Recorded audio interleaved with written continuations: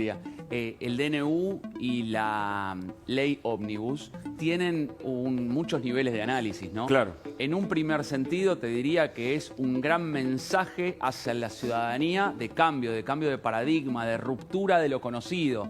Entonces, por ese lado tiene esa impronta como revolucionaria, de un cambio realmente radical. Por eso me parece que es tan ambiciosa y tiene un mensaje muy claro de vamos a hacer las cosas de modo diferente. Me han votado por distintas situaciones, por distintas características, por enojo, por castigo a la clase dirigente, pero sin embargo acá plantamos bandera de nuestras convicciones iniciales muy fuertemente diciendo hacia dónde queremos llevar a la nueva Argentina. Entonces, por un lado es un mensaje. No, ni hablar, pero hay un desconocimiento. Creo que el mensaje está plantado, ¿no? Decir, bueno, vamos a discutir en estos términos, en términos de que las reformas van a ser estructurales, profundas, porque la herencia recibida primarias, de los últimos secundarias años y terciarias son realmente dramáticas. Por lo tanto, propongo un tratamiento duro y complicado. Ahora, ¿de qué manera lo puedo hacer este tratamiento, llevar a cabo de un modo tan radical como lo estoy planteando? Bueno, en realidad lo puedo hacer a través de la negociación en consensos en el Congreso. No. Bueno, me parece que no, que el diagnóstico es de que la Libertad Avanza no lo puede hacer. ¿Por qué? Bueno, por dos razones fundamentales. La primera, los tiempos. No tenemos los tiempos por lo menos prometidos en el contrato social con la ciudadanía de hacerlo en los tiempos de la política tradicional, en los tiempos del Congreso. Y las mayorías, y por otro lado, la segunda cuestión, no tenemos las mayorías para aprobarlo. Por lo tanto, uso el Congreso del modo tradicional de mandar las leyes y tratar de buscar los consensos, articularlo. No, primero planto el mensaje, estructura de qué manera se va a discutir y a partir de ahí dejo en una posición incómoda a toda la oposición que ponerse en contra del DNU o de la ley ómnibus signifique tener una complicación con la ciudadanía que votó cambio. Por lo tanto, lo hago ahora que tengo el aval de los votos. No así la facilidad para pasarlas en el Congreso. Ahora digo... Contundente. La política es negociación. Lo repito. La política es negociación. Por lo tanto, antes o después se va a negociar. No hay forma de no llegar ¿Mi ley es a político? Trabajar. Bueno, pero una cosa es cómo se conduce a nivel de outsider, yo soy distinto, voy a hacer las cosas de otra manera, de modo de shock, y plantar un marco de discusión, un contexto en el que se va a jugar la partida muy agresiva, con una estrategia agresiva. Ahora, antes o después, por la realidad que se te impone o por la razón que sea, se termina de algún modo negociando. Ahora vos me dirás, bueno, pero vamos a negociar en fortaleza desde la Libertad Avanza, desde el gobierno, porque nos han votado, por lo tanto lo que tienen que hacer es votarnos las leyes porque creemos que esta es la forma a través del DNU y de la ley ómnibus. Eso también es negociar en fortaleza de los votos y seguramente con una estrategia agresiva. Hoy, bueno, va a tener complejidades, por supuesto, como todo poder muy fuertemente que se impone, también tiene la resistencia natural. Ahora, Gabriel... Primero que es un partido nuevo, un candidato que asumió como presidente nuevo, que no tiene una trayectoria, como para evaluar si tiene un plan B. Lo que estamos viendo es, por un lado, un juego muy fuerte, una decisión y una firmeza que quizás no estábamos acostumbrados, y también una estrategia política, digamos, agresiva y no tradicional, que incomoda a la oposición. ¿Hay plan B? No lo sabemos. También encontramos, por otro lado, cierto pragmatismo por momentos, ¿no? Dice, hay una herencia dramática, nosotros venimos a evitar la crisis, necesitamos realizar los cambios que pensamos y que planteamos. Para esto lo votaron. Ese es el esquema. Me votaron para esto y evitamos la crisis a partir de... Y me acuerdo cuando estaba el interrogante de si había que hablar de la herencia o no la herencia porque traía negatividad a la sociedad. Me parece que Milei ya lo dejó bastante claro de lo que la herencia se va a hablar muy fuertemente, casi por lo menos en el principio de su presidencia, marcando claramente el contraste entre lo que vinimos a hacer de cambios revolucionarios para evitar la crisis que usualmente tiene Argentina cada tanto, por lo tanto la herencia queda en primer plano. Gabriel, En la Asunción, Milei lo que hizo fue elevar las expectativas. Venimos a hacer un cambio revolucionario y la verdad es que me votaron para esto, por lo tanto lo vamos a hacer en un momento de shock, con velocidad, vertiginosamente. ¿Eso qué hace? eleva las expectativas de gente que en el corto plazo espera que se produzcan los cambios, cuando en realidad lo que finalmente iba a suceder era meses de alguna especie de ajuste, ajustarse el cinturón y también de una inflación realmente muy importante. Por lo tanto, lo que está haciendo en este segundo momento Javier Milei es decir, bajemos las expectativas. ¿Por qué? Porque si no, lo que va a haber es menos tiempo de apoyo ciudadano a las medidas que estamos tomando. Ahora, sí déjame que te diga que toda esta situación y sobre todo los fallos de la justicia, estos primeros, interpela un poco a la clase dirigente en todo sentido, sea los que vienen por afuera, outsider, o la política tradicional. ¿Por qué?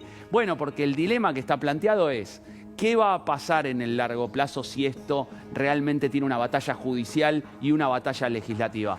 ¿Será que, y acá vienen las preguntas, ¿no? ¿Será un gobierno que se los indique, se lo marque como de amateur e ineficiente porque no entendió de qué manera tenía que generar los cambios? ¿O será que hay una casta política tradicional que lo que hace es ser una máquina de impedir? ¿Y ambas cosas? ahí me parece que, bueno, es que ambas cosas lo que nos deja a los ciudadanos es huérfanos de un norte y de un liderazgo que nos indique el camino. Fíjate qué interesante. Y acá vienen las preguntas, ¿no? ¿Será un gobierno que se los indique, se lo marque como de amateur e ineficiente porque no entendió de qué manera tenía que generar los cambios? ¿O será que hay una casta política tradicional que lo que hace es ser una máquina de impedir? ¿Y ambas cosas? Y ahí me parece que lo acabas de marcar. La realidad es que lo que se necesita es un cambio profundo, cambio paradigmático y cultural. Por lo tanto, no necesitamos el impedimento de la justicia, del Congreso, sino avanzar en estos cambios profundos. O en realidad estos cambios se tienen que hacer con un consenso para que sean sostenidos en el tiempo, y si realmente se quiere plantar una especie de cambio de paradigma revolucionario, hay que pasar por estos exámenes de mecanismos de control. Me parece que ese es... Y finalmente no le está Y la pasando. sociedad hace mucho tiempo que mayoritariamente pide cambio, no nos olvidemos, de Cristina a Macri, de Macri a Alberto, de Alberto a Milei. Fueron todos procesos, te diría, rupturistas de cambio, de decir vamos para el otro lado porque lo que hay no nos conforma, porque, y vamos a decirlo con todas las letras y un poco más sencillo, ¿no? Me parece que el mayor de los problemas en Argentina es la crisis económica con la inflación derivada en el último tiempo y la de inseguridad. Ahora, vos me decís, bueno, la realidad es que el remedio para esto, Milei lo trajo y lo puso en primer plano, y es un paradigma un poco más abierto, libertario, y control en el déficit fiscal y también control en el espacio público. Te diría, creo que mayoritariamente la gente pudo haber votado eso, o gran parte de la ciudadanía votó eso. ¿Votó un cambio de paradigma cultural de la República Argentina? No estoy seguro de eso. Porque vos cuando agarrás cada uno de esos puntos, te vas a encontrar con que quizá en la opinión pública no lo estén aprobando. ¿Vos sabés que por ejemplo, no sé, la privatización de los clubes o transformarlos en sociedades anónimas, o hablar incluso de la ley de góndolas, que probablemente, digamos, más allá de la ansiedad social o la ansiedad, yo creo que hay también una ansiedad periodística de círculo rojo, ¿no? Nuestra es esa ansiedad en primer plano, pero van menos de un mes. Punto, digamos, como para tener en cuenta con el gobierno nacional.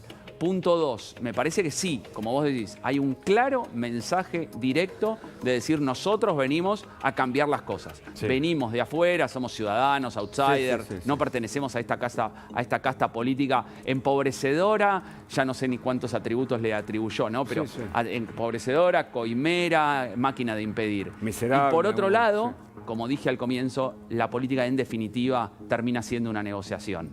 Y en esa negociación hoy Milei tiene una estrategia agresiva. Y vuelvo al punto 1. ¿No será que en estos primeros días en realidad hay ciertos aspectos como para terminar cediendo, quizás secundarios, para no ceder en lo principal? No lo sabemos. ¿Por qué? Porque estamos en medio de una estrategia bastante cerrada, muy agresiva en sus formas y en su contenido. Por lo tanto, me parece que lo que viene adelante es lo que tenemos que evaluar para sacar alguna conclusión de la película completa y decir si fue en realidad, mejor dicho, qué tipo de negociación y qué es lo que se podría ceder de este paquete de medidas, tanto en el DNU como en la ley ómnibus. Ahora, Gabriel, ¿cuál es? Lo que están diciendo es, miren, la realidad es que esto no se negocia porque es una forma agresiva de negociar.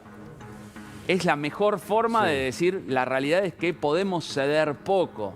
Porque si uno arranca diciendo, bueno, está bien, hay 3, 4 cosas que las corremos, las dejamos de lado, uno ya dice, bueno, le van a tomar el tiempo y van a ser muchas más las que uno termina cediendo en una negociación, y eso por ahora, por el estilo de Milei, creo que no era lo aconsejable. De hecho, te voy a decir una cosa adicional. Se hablaba de que en el armado del gobierno de Milei, en el gabinete, iba a haber mucha influencia de Macri. Iba a haber mucha influencia Juntos por el Cambio. Eso finalmente no sucedió. Por lo tanto, en la negociación se cedió poco o nada. Por lo tanto, me parece que cuando se establecen en la relación de los poderes del Estado en la República, creo que lo que está haciendo es primero llevando una negociación agresiva y después viendo en qué situación se puede ceder y en qué no. Ahora, lo real de la política, ¿no? La realpolitik, como se dice, ¿no? Sí, hay un norte que guía, creo que a la Libertad Avanza, al gobierno nacional y a Javier Milei en particular. Ese norte es, nosotros somos diferentes a ellos. La táctica es de contraste.